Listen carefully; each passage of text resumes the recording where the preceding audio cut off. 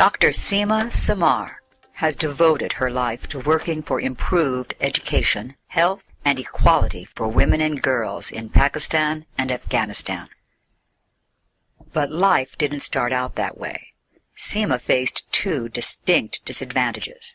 She was female, and she was Hazara, one of the most persecuted minorities in Afghanistan. Determined never to be held back, Sima graduated in 1982 as one of the country's first Hazara women doctors. But she practiced medicine only briefly before she was forced to flee Kabul and return to her hometown with her young son. As she told us, "I was under threat by the government and the USSR. In 1978, the communist regime arrested her husband. Sima never saw him again.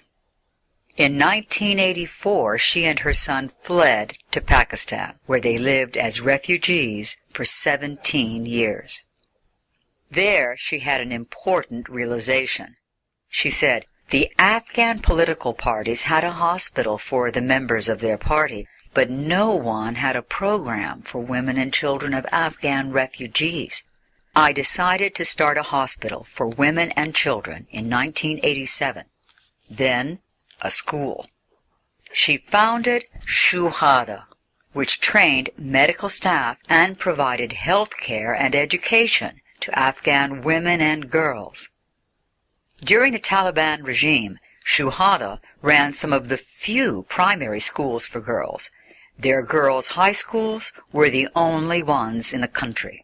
For girls who could not leave their homes, Shuhada ran underground homeschool classes. In 2001, just months before the September 11 attacks, the Women's Refugee Commission honored Sima for her courageous work. But Sima was never one to rest. Soon after, she became Afghanistan's vice chair and first ever Minister of Women's Affairs.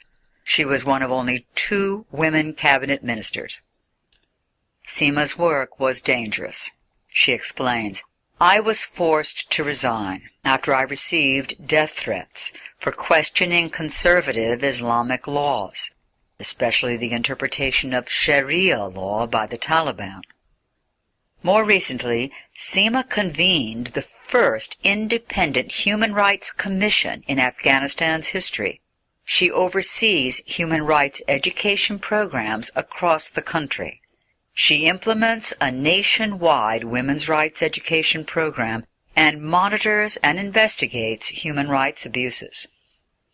She says, "My main job is to try to promote and protect the human rights of all the people in Afghanistan, but the focus is on returnees and internally displaced people." Among many awards, Sima was recently named one of the world's top 10 Muslim women. In her own words, "My work has had notable achievements, but we have a long way to go, and we might not be able to reach the goal without the support of the international community."